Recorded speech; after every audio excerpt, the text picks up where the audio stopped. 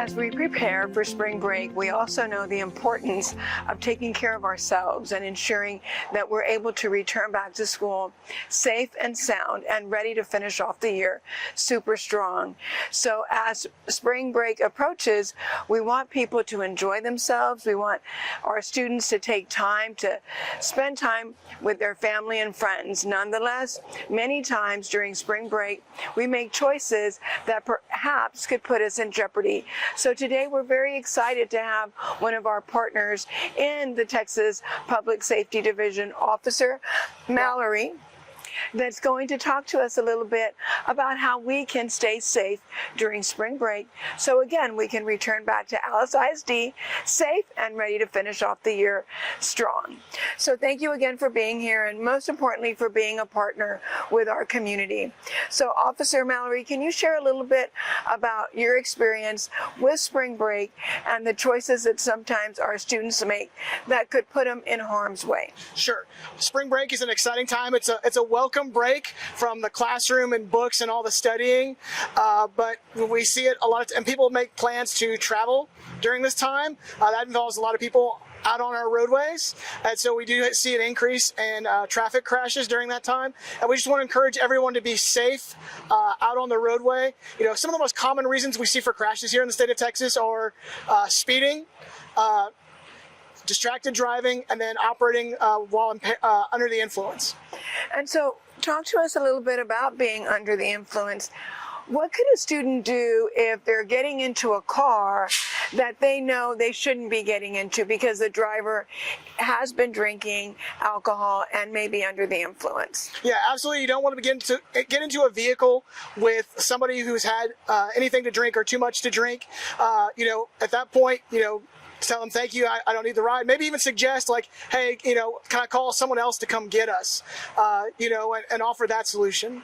And sometimes our DPS department has offered, you know, opportunities to get on the phone and call you all for help when it comes to that. Do you all still do that, or? So yeah, on the back of every Texas driver's license is the roadside emergency roadside number, and that's for individuals who break down on the highway that, you know, run into issues. Maybe it's just they feel like they're not in a safe spot and they need some help. They can call that number. It's connected to our dispatch centers throughout the state, and then they will connect you with either, you know, a wrecker company or a trooper or a deputy to come out and help you with your whatever your issue is on the side of the road. Well, we appreciate that, because sometimes even as adults, we don't know that that's available. And so any advice for parents that they also may help and guide their students before they head out the door? Just remind your students to observe the speed limit.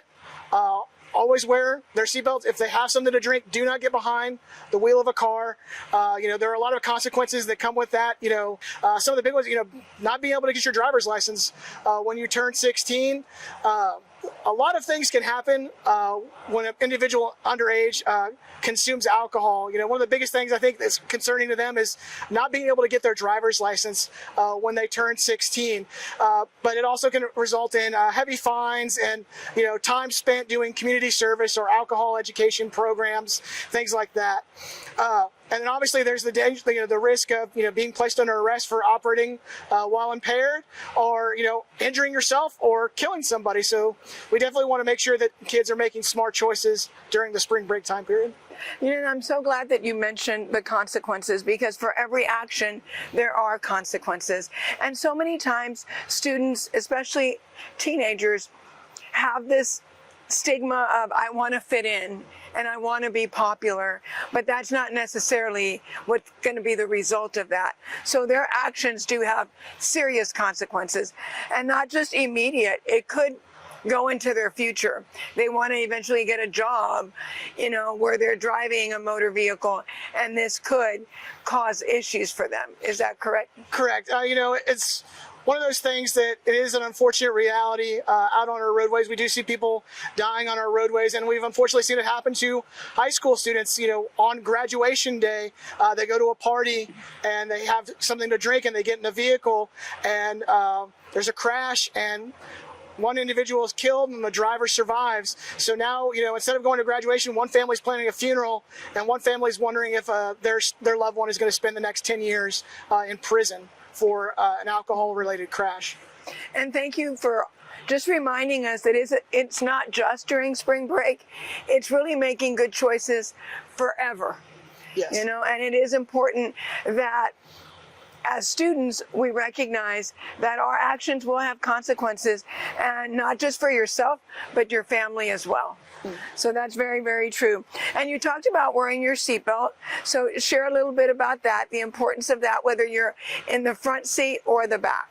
Yeah, so Texas law requires anyone in that vehicle to wear a seatbelt. And unfortunately, I've seen it so many times over my career where we've gone to a crash and it shouldn't have been a big deal. And unfortunately, someone is either seriously injured or killed because they weren't wearing their seatbelt. And again, you know, people think, oh, what's the big deal? It can't happen to me.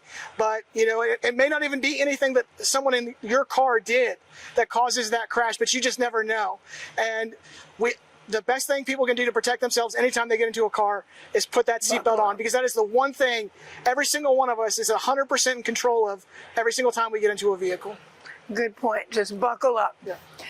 Can students get in trouble even though they haven't been driving, but they're in a car where there is alcohol?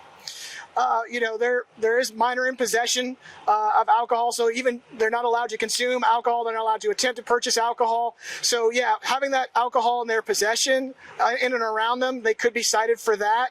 And again, that affects maybe their ability to get their driver's license later on down the road.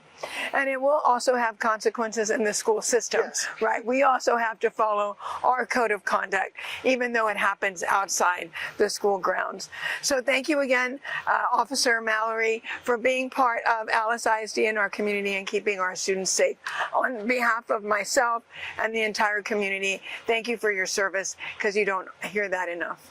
Appreciate that. Thank you very much for having me, and please just be safe out there and wear that seatbelt. That's right. A reminder, boys and girls, we want everyone to have a safe and fun spring break.